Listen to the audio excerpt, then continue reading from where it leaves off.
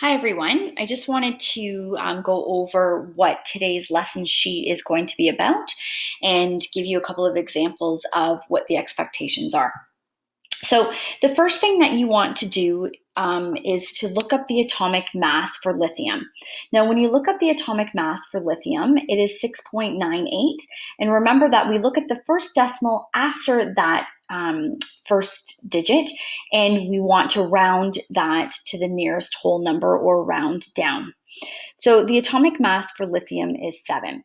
So what I might do is put it into standard notation as we've discussed earlier, and I will put the symbol for lithium Li, and I know the atomic mass goes in the top left corner, and the atomic number, which helps to identify the position of lithium on the periodic table, goes in the bottom left corner. So that is the standard notation for lithium. Then what I'd like you to do, we don't have room for an entire board diagram, but what we can do is we can certainly do what's called a half shell. So the first thing that we're going to draw is the nucleus. And remember that the bottom atomic number tells us how many protons we have. So I'll write down 3p with a little plus, so enough that I can see it. I know that neutrons are also found with the protons in the nucleus. And in order to do that, we do 7 take away 3, which gives me 4 neutrons. And then what I remember about the electrons is that they're found in shells. And I don't have space to draw an entire shell, so I will do a half shell. Now, I tend to draw them dashed to give the illusion that electrons are moving. Now, normally we would draw dots to indicate the number of electrons, but what we're going to do is we're just going to write numbers on these half shells. So the first shell can only ever accommodate 2 electrons, so I'm going to write down 2e 2 electrons. Now, I know that when lithium is neutral, the number of protons and the number of electrons must be equal. So there is no more availability on shell number 1, so you must then incorporate a second shell. We only need to put 1 electron into that last shell, and we call that shell the valence shell. So this is what we would refer to as the full structure, the board diagram. When we do what's known as the Lewis dot structure, we let the symbol of the element represent the nucleus and all of the inner shells. Then what we do is we just look at that valence shell and we situate however many electrons there are in that valence shell around the symbol. We treat the symbol as if it has 4 sides. 1, 2, 3, 4.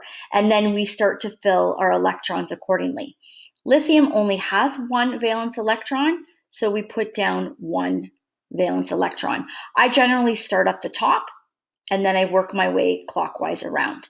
The family that lithium is a part of is the alkali family. So I will write that down, alkali metals. Now let's take a look at one that's a little bit farther down. Let's take a look at oxygen. The atomic mass of oxygen is 16. And I would just say it doesn't have a designated family name per se, but we just call it the oxygen family. Okay, so we learned our families yesterday. When I take a look at the standard notation for oxygen, I just write that off to the side. It has an atomic mass of 16, and it is element number 8, so it has an atomic number of 8. What I will do is I will draw my nucleus, and I know that oxygen has 8 protons because of the atomic number. 16 minus 8 gives me 8 neutrons. Should have probably drawn that a little bit bigger. And then my first shell can hold 2 electrons. Now my second and my third and my fourth shell can hold up to 8, but no more than 8. So you must fill to 8 when you can. So in this case, we've got 2 electrons in the first shell. We know that it has 8 electrons in total because the electrons must equal the number of protons. So that means I have 6 remaining. So 6 electrons will go into the second shell. If I had more electrons, I would continue to fill to 8 in my second shell, and then only after I filled to 8 would I add a third shell. What will the Lewis dot diagram look for oxygen? So I draw the symbol for oxygen. This symbol represents the nucleus and the inner shells. The outermost valence shell has 6. How do we fill that? Well, we start off with 1, 2, 3, 4. Notice that I didn't jump around. I'm continuing to go clockwise. Then I start to partner up, 5 and 6. You must continue in this clockwise fashion. If you did this, 1, 2, 3, 4, 5, 6, and you jump around, that is incorrect. The reason why we need to start to be picky about how we fill our electrons is because we're going to be starting to look at the geometry, so the different shapes that these atoms form when they bond with other atoms, and so it's really imperative that we follow that rule. Okay?